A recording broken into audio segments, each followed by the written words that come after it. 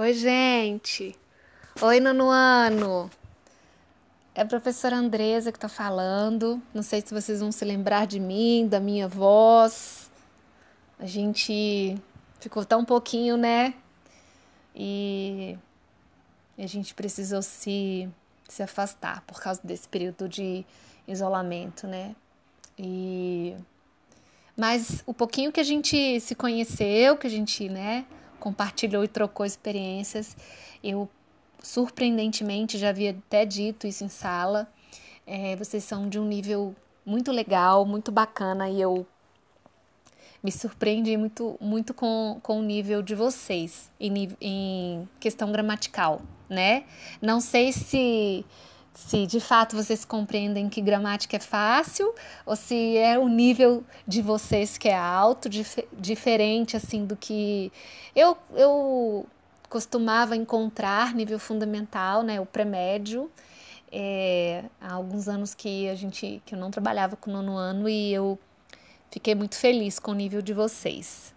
E aí eu também não sei se é as duas coisas, né? Se é o nível mais a facilidade da disciplina e me fez muito bem estar com vocês naquele período. Desejo assim que você esteja bem, de saúde, né? Que esteja tudo bem com você, com a sua família inteira. Que a proteção de Deus esteja sobre a sua família toda, até que a gente volte, né? E quando a gente voltar, a gente vai ter muita coisa para corrigir, mas também a gente vai ter muita história para ouvir. E eu desejo que sejam boas histórias, boas experiências, né? Aproveito também para dizer que precisa que vocês não deixem o ritmo, né, cair, que vocês continuem fazendo leituras, continuem tentando fazer análise gramatical e de texto, né? Continuem produzindo textos, trabalhando com os cálculos também, porque depois quando isso tudo passar, as melhores colocações vão ser para essas pessoas, né? Que não se prenderam no isolamento para fazer só coisas como se estivessem de férias, mas também aproveitaram esse tempo maior para se dedicar mais, para desenvolver habilidades, né, de modo autônomo, né, dentro de casa e a gente vai ter muita coisa para trocar, tá bom? Queria também dizer assim que tem sido assim esse negócio de tecnologia de canal, de vídeo, é uma loucura, porque vocês sabem e eu nunca escondi que eu sou uma analfabeta tecnológica, que vocês são muito melhores nisso do que eu. E eu peço desculpas já, viu? De cara, assim, porque eu não sei mexer com nada de edição de vídeo.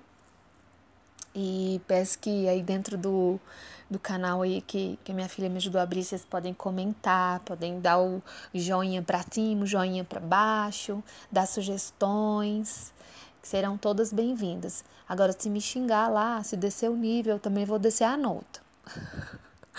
Claro que eu sou dessas, né? Tô brincando que eu sei que vocês não vão fazer isso. Mas eu não vim aqui falar da minha vida no isolamento, nem do meu problema com a tecnologia.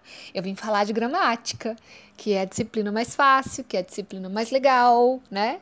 E apesar de ser a mais fácil e mais legal, é o livro maior, são muitas questões que a gente tem para responder, né? Muitos textos para analisar. E aí a gente vai dar prosseguimento.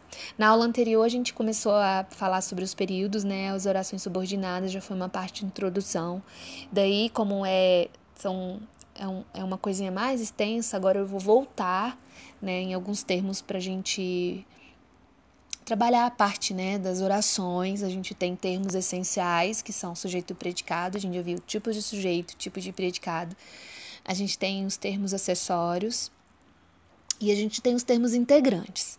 E dentro dessa parte de termos, a gente tem dois que tem uns nomes muito chiques, que é o adjunto de nominal e o complemento nominal. E eles têm uns nomes parecidos, uns nomes diferentes, mas dentro da essência eles são um pouquinho parecidos. E por esse motivo é que a gente precisa dar uma atenção para eles. Tá?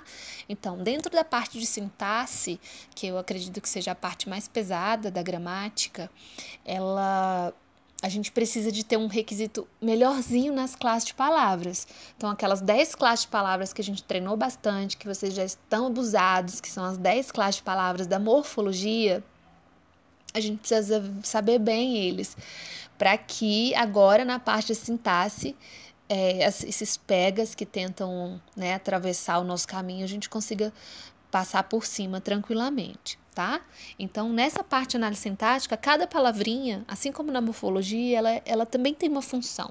Aqui, ela tem uma função sintática. E a gente precisa dominar bem isso, porque cada termo ele exerce a função, e essa função ela é determinante por quê? Porque é isso que o examinador quer saber da gente, se a gente sabe a função sintática daquela estrutura. Se a gente souber a função sintática, isso quer dizer que o nosso pré-requisito de saber a morfologia foi cumprido, né? Então, quando ele pergunta de sintaxe, ele está perguntando de morfologia também, tá bom? Então, por isso que as questões na parte de sintaxe, elas são mais reiteradas, elas caem mais, tá bom? Então, a gente dá uma atenção melhor. Então, a gente volta um pouquinho nos termos, depois a gente vai continuar vendo orações, que das orações também compreendem toda a parte sintática, tá bom?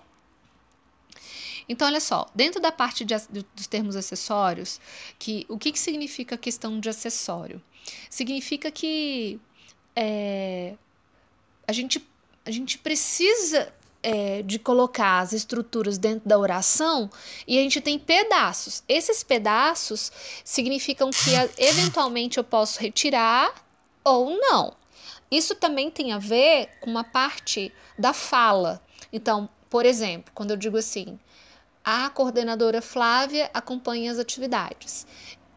Geograficamente, aqui no Distrito Federal, a gente tem uma cultura linguística de colocar um artigo antes dos nomes das meninas e um artigo também antes dos nomes dos meninos. Mas em Salvador, por exemplo, eles não têm essa cultura linguística. Então, em Salvador, por exemplo, eles não falariam a Flávia, eles falariam Flávia. Ou então, né, Paulo, por exemplo, em vez de dizer o Paulo, né? Então, por exemplo, esse termo já, essa questão do artigo antes de um nome feminino ou masculino, já é meio que uma opção minha. E essa opcionalidade que eu tenho, eu chamo de acessório, tá bom? Então, eu não sou obrigada a colocar. E se eu quiser colocar um, dois, vários acessórios, eu até posso, para dizer que eles são adjuntos. Eles não são termos em que eu seja obrigada a colocá-los para que você compreenda o meu enunciado linguístico, ok? E a gente tem, então, nessa questão do adjunto adnominal, ele vem como um especificador, como um qualificador do substantivo, né? Ou então, dentro do meu predicado também, ele pode vir. Então, são terminhos que não só acompanham, mas também caracterizam, tá bom? O meu substantivo. Então, veja bem aqui no meu quadrinho que eu trouxe para vocês. Na parte do adjunto adnominal, eu posso ter um artigo, posso ter um numeral, pronomes, sejam eles quaisquer pronomes. Eu tenho vários tipos de pronomes, né? Os indefinidos, interrogativos, os demonstrativos, os relativos, tenho vários. Eu tenho os próprios adjetivos e eu tenho as locuções adjetivas, que elas são duas palavrinhas ou mais com o valor de um adjetivo só. Então, olha lá, ó. Aquelas notícias trágicas não foram publicadas. Eu poderia dizer, aquelas notícias não foram publicadas, as notícias trágicas não foram publicadas. Então, eu posso fazer escolhas de quais as classes de palavras que eu posso colocar aqui para que você compreenda. E essas escolhas que eu faço, se eu tenho a opção de tirar ou trocar, eu chamo de adjunto, tá bom? O adjunto só acompanha, ele não determina. Tá bom? Ele especifica, ele traz uma caracterização, mas eu nem seria obrigada a colocar, tá bom? Olha lá, eles não convidaram as pessoas interessadas. Então, eu poderia iniciar essa frase dizendo, não convidaram as pessoas interessadas. Eu teria um sujeito indeterminado, mas nesse caso eu quis colocar um pronome, e o pronome exerce a função de sujeito agora. Tá bom? Um outro exemplo que eu trago é o moleque sujou os sapatos do cavalheiro, né? Então, eu tenho aí, ó, o, que é um artigo, né? Aí moleque é o meu substantivo, sujou os sapatos, porque o também é um artigo que acompanha o substantivo sapatos, e do cavalheiro. Esse do cavalheiro compreende uma preposição contraída com o artigo, que é o de mais o. Lembra? Então, do cavalheiro. Poderia ser da dama, poderia ser da mãe, poderia ser de alguém, de outra pessoa, mas eu quis colocar do cavalheiro. Isso demonstra que eu poderia fazer uma troca, e essa troca não traria prejuízo semântico, ou não traria prejuízo gramatical para mim.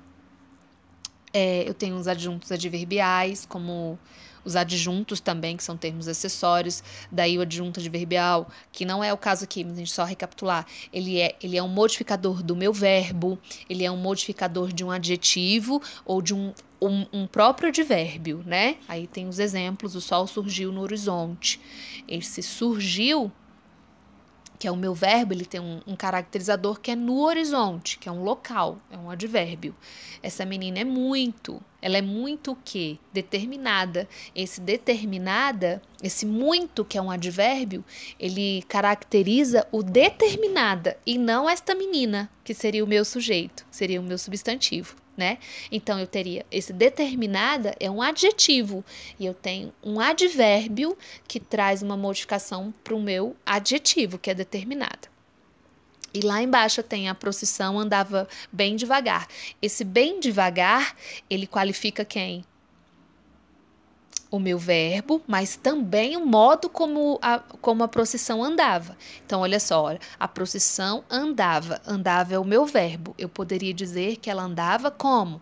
Devagar. Devagar é o meu adjunto adverbial. Só que eu quero dizer que ela andava bem devagar, muito devagar. E esse advérbio bem aí modifica e caracteriza o próprio advérbio devagar. Então, o advérbio ele tem a função de qualificar o adjetivo, um advérbio ou até mesmo um verbo, né? Que foi para isso que ele nasceu, tá bom? Só recapitulando, porque também a gente já passou por ele e a gente vai ter outras atividades futuramente. E agora a gente vem para o complemento nominal. E o complemento nominal é um termo que, esse sim, eu preciso dele para que a oração fique para que a oração fique inteligível.